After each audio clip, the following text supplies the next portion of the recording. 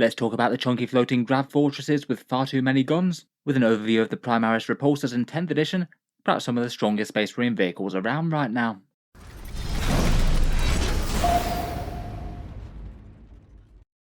Hello and welcome back to Auspex Tactics, where today we're talking Space Marines, and in this video I thought we'd do an overview of the Repulsor tank and how strong it is in 40k at the moment. In this one we'll cover both the Repulsor and the Executioner, look over their datasheets and stat lines and damage outputs, talk about some buffs and synergies, and how I think about using them in game right now. In 40k, the Space Marine Repulsor is basically a massive great big grav tank, one of the biggest that the Primaris Space Marines can bring to bear, I guess at the moment only superseded by that great big Forge-World Astrius. It feels kind of akin to a Primaris Space Marine Hover Land Raider, maybe filling a similar sort of niche with a heavy tank absolutely covered in guns and capable of transporting an entire squad of Marines into battle, ominously floating up the field and crushing it all before it under the immense pressure of its grav plates.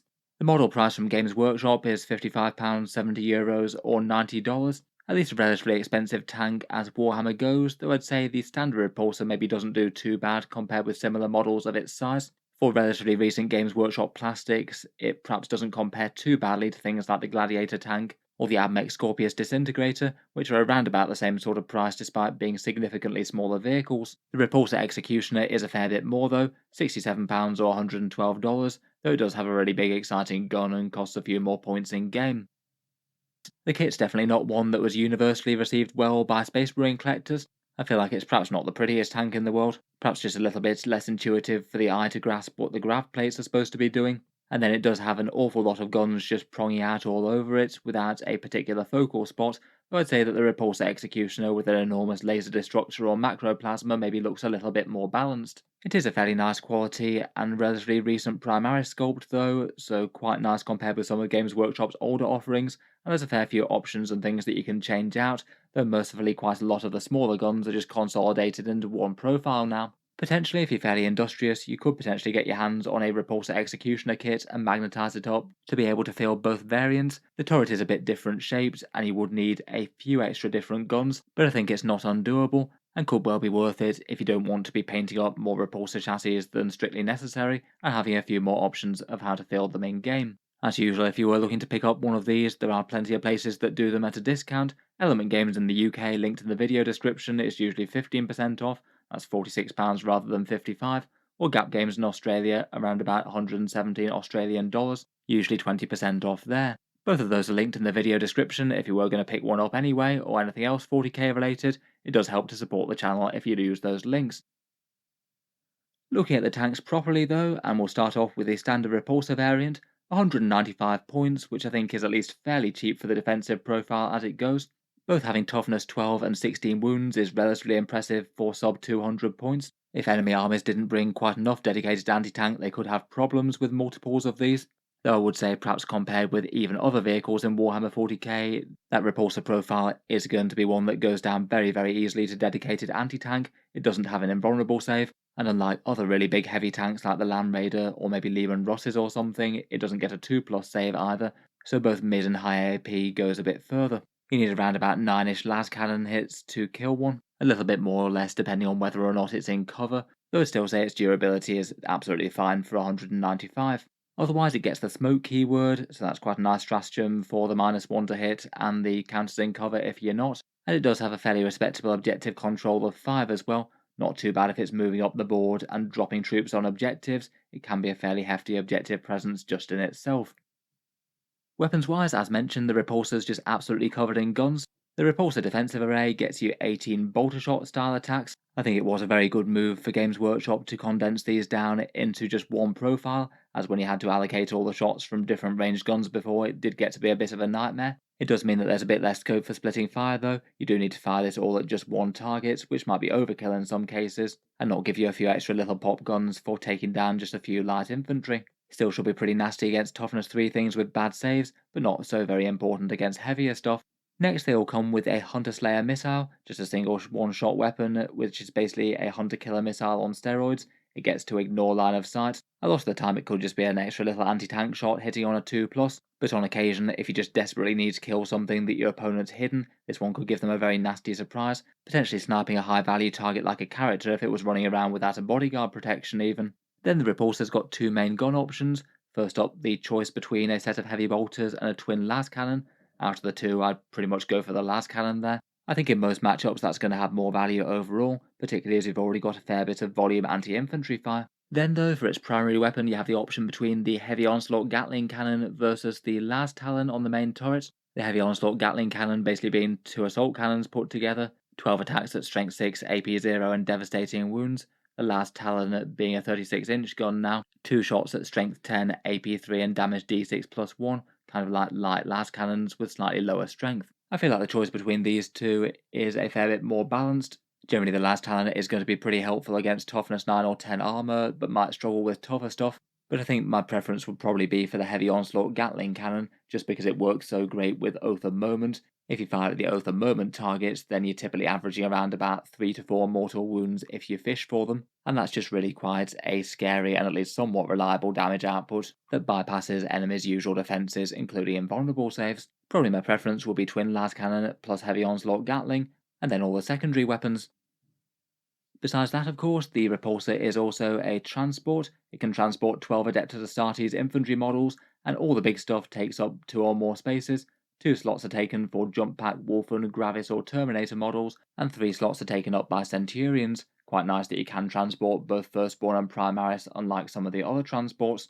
I think having a big 12 capacity on a tank that isn't anywhere near as expensive as the Land Raider is kind of cool. I feel like the Repulsor is a lot closer to just justifying itself for raw damage and defense alone, so it's maybe a little bit more usable to just use opportunistically as a transport, as opposed to desperately needing to have the squad inside do more value than the tank itself. I feel like you could genuinely justify really quite a lot of different units in here. You could deliver things like Hellblasters or Eradicators up to get line of sight on their close range targets. Sternguard Veterans could be another nice unit to make good use of the transport capacity and get the jump on the enemy. Aggressors could be reasonable enough to jump out as a battlefield bunker, same for Black Templar's Sword Brethren, or maybe Deathwatch Veterans, or even high objective control units for central objectives. I feel like it's kind of hard to go too far wrong. Just having a Repulsor in the list could maybe give you some slight options as well. Say for example, if you had a great big Desolation Marine squad, which seem to pop up a fair bit in competitive lists these days, then you could maybe use the Repulsor as a bit of a flexible option. Maybe having the option to hide the Desolation Squad Marines in the Repulsor if you're fighting an opponent with lots of significant ignores line of sight firepower, so hopefully they get at least one uninterrupted firepower strike before they get hit back. I'd say it maybe favours shooting units a bit more than assault units. Assault units might be tempted by the Land Raider, as you can actually get out and charge after it's moved, which is interesting enough. I still don't think that either should be underestimated though. It can definitely be a good staging point, hovering up into the midfield and then just charging out of it the next turn like a normal transport. Finally, for its transport rules, it also has Emergency Combat Embarkation, the tailored special rule for the Repulsor, and this one's a fun defensive mechanic, which means that if your squad's got out and is entirely within 3 inches of the Repulsor, if the opponent comes to charge it, then you can trigger this as a bit of a trap card, and just have your unit re-embark back into the Repulsor, and the opponent has to redeclare charges on something else if they want to. Could be really quite a powerful move with a valuable shooting squad. Say maybe you move up onto midfield objectives, you have a bunch of Hellblasters get out, and they fry something. Then if your opponent doesn't have units to try and kill them at range, they might try and charge them, they jump back into the Repulsor, and then the opponent needs to both be able to reach the Repulsor and also have anti-tank units that can damage it in melee efficiently. And even if they kill it, then the squad inside will be able to get out and hopefully have another round of firepower the next turn. It could be really quite an annoying thing if you are fighting a primarily melee army. Overall, I feel like the standard Repulsor's a pretty solid all-rounder as a transport. Kind of fun to see it quite as cheap as it is for all the guns that it brings, a fairly meaty defensive profile, and a pretty fun transport rule. Of course, the other option with the Repulsors is the Repulsor Executioner, 230 points, so an extra 35 over the regular variant. It means it is less tough per point as you get the same defensive profile, but of course you're paying the premium for an absolutely massive gun on top of it and trading out a bit of the transport tricks. Transport-wise, the Executioner has just a transport of 6. It can still take heavy things like Gravis armor, but that's not going to make it quite as big of a transport unit compared with the standard Repulsor. I suppose could still be interesting enough for something like a squad of Eradicators, though I feel like the transport capacity is maybe something you'd use as a bit of a secondary use for this thing. You probably don't want it to be running up into the midfield and getting damaged from all sides. At 230 points, I think you need to play a bit more carefully with it, and hopefully keep it alive and shooting. For firepower, the Repulsor Executioner gets a special rule where it gets a damage buff against units that are below half strength, getting a +1 to the hit roll there. In all honesty though, I feel like those kind of rules are fairly underpowered in Warhammer 40k. Most of the time things that you're going to be shooting at aren't going to be below half strength, and occasionally when they are, I'm not sure that a +25% damage buff is really all that much worth considering. Not exactly unhelpful, but not going to change the world either. For its secondary weapons, it basically has the same sort of firepower as a base repulsor, just out of these. For some reason, they've decided to treat the defensive array a bit differently. You lose 8 bolter shots, so you only get 10 shots on the Repulsor Executioner's version of this, but instead you get it split out into a bunch of different guns. The Executioner gets the strength 8 and damage to Icarus rocket pod, and then also a twin Icarus stubber and a heavy stubber as well. They could potentially have all the way up to 12 shots at close range. So I feel like overall the Repulsor Executioner is perhaps a little bit better off for small arms than the standard Repulsor. Then on top of that you also get the twin heavy bolter, though no opportunity to swap that one out for a twin las cannon this time, which I guess is a small disadvantage. And then it just gets the heavy onslaught Gatling cannon as its secondary weapon alongside its main one. I think that's fairly excellent, given that it's probably my preferred one out of the regular Repulsor anyway. Between all that, it just kind of adds up to enemy units getting within 24 inches of this thing are going to get absolutely torn up if they're any sort of light infantry. Then for the primary weapon for the Repulsor Executioner, you either get a Macroplasma Incinerator, the same as the Redemptor Dreadnought, d6+1 shots at strength 9, AP4 and damage 3 on overcharge mode, or the Heavy Laser Destroyer, 2 really big tank hunting shots at strength 16, AP4 and a huge damage d6+4. Really quite a cool and impactful gun, but also very swingy as to whether or not you actually convert those damage results or not, or fail to wound or something. I guess against the right targets, the Laser Destroyer failing to wound is absolutely one that you could justify with a command point reroll if you wanted. I think the average damage conversion from that is often going to be worth it, particularly if your opponent doesn't have the chance to save with an invulnerable. Otherwise though, here's the damage breakdown on a few tempting targets. The Overcharged Plasma unsurprisingly does better against elite infantry, around about 3 times the slain intercessors compared with the Laser Destroyer, and around about twice as efficient into Terminators. Against a medium toughness 9 vehicle that it wounds on a 4+, it's a little bit behind, but not crazily, but that goes to be very significantly behind against really quite tough things like say a Land Raider or anything toughness 10 or above. With average damage output, the Laser Destroyer around about doubling the output of the Overcharged Plasma, though obviously very swingy depending on whether or not you actually get those hits through. These numbers aren't taking into account a few other things though. The Laser Destroyer will get better if it's static as it has the heavy keyword.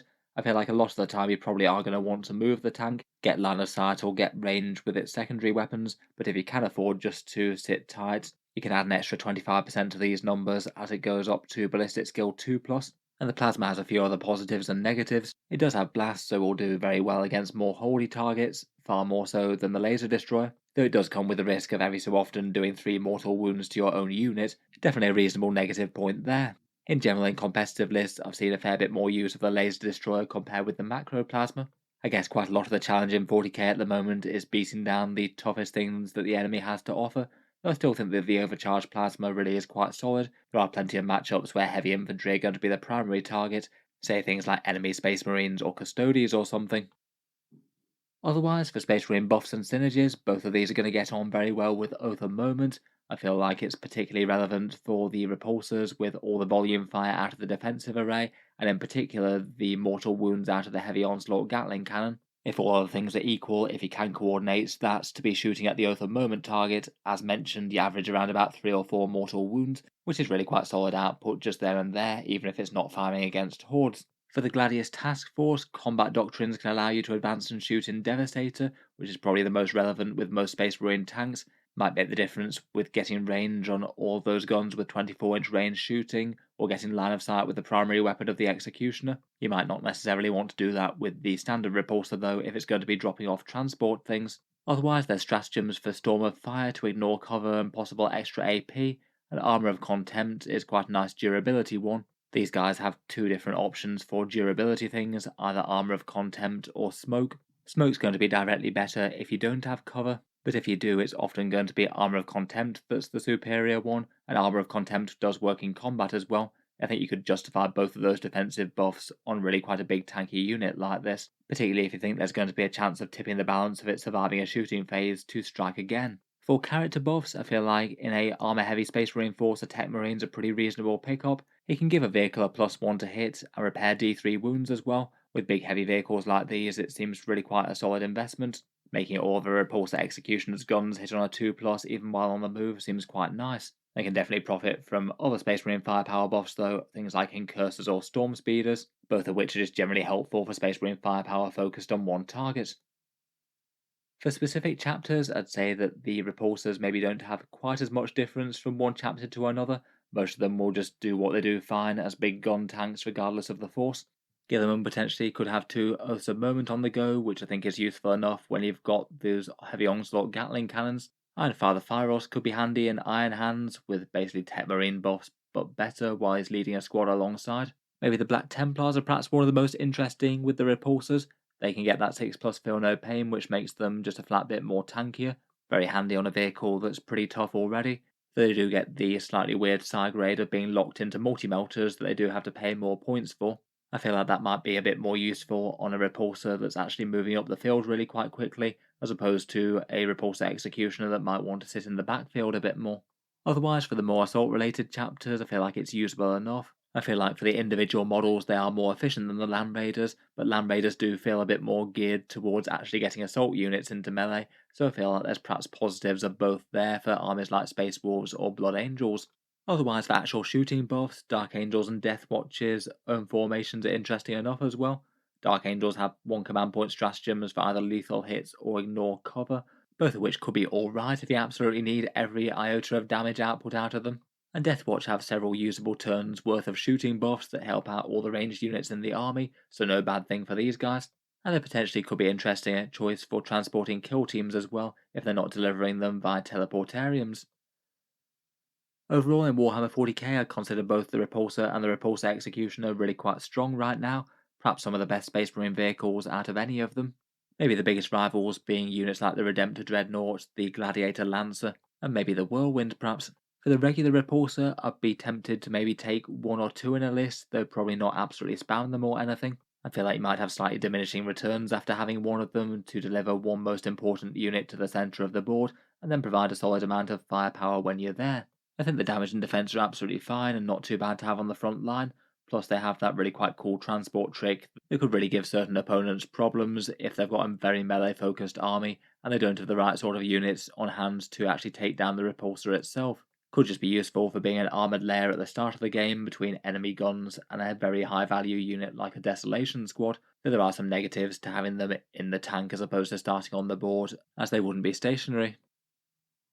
At the moment, my general feeling is that the Repulsor Executioner is really quite well balanced versus the regular Repulsor. Again, I've definitely seen Space Marine competitive lists that go very heavy on these, often perhaps run alongside the Gladiator Lancer as well, which I'd consider its main rival, both of them having to sport those very nasty laser destroyers. Comparing the two directly, I might be tempted to rank the Gladiator Lancer just very slightly ahead given its inbuilt rerolls and still having a very fearsome gun on a much cheaper chassis. I think the Executioner does have its advantages though. It definitely packs a fair few more small and medium arm firepower compared with the Lancer to back up the main gun. And the Repulsor Executioner is actually going to find Oath of Moment kind of handy for the target, where the Gladiator Lancer is going to get limited value given that it's already got some good rerolls built in. If you did want to go heavy on Space Marine tanks to kill enemy tanks, you could probably take one or more of both if you wanted. The Gladiator Lancer's targeting things that you don't have Oath of Moment on, and the Repulsor Executioner's targeting things that you do. In any case, I feel like it's kind of cool to see Repulsors actually doing kind of well for the Space Marines at the moment. They definitely had a long period of being utterly underwhelming during ninth. Let me know how they've been getting on in game if you've been either playing with or against them. Look forward to hearing all your insights down in the comments below. If you've enjoyed the video, then feel free to subscribe to Auspex Tactics, while certainly keep the regular 40k videos coming. I do tend to post new ones just about every day. Finally, if you have been enjoying the videos on the channel, I would just like to mention that Auspex Tactics does have a Patreon page as well, and you can find that linked in the video description if you'd like to help support and keep these videos coming. Channel patrons do get a fair few advantages, seeing certain videos early, regular votes to see what sort of things happen next on the channel, and automatic entry into the regular prize giveaways with a chance to win some big model kits each month. If any of that sounds good to you, or you'd just like to help support, the link is down in the video description. In any case, a massive thank you for listening, and I'll hope to see you guys next time.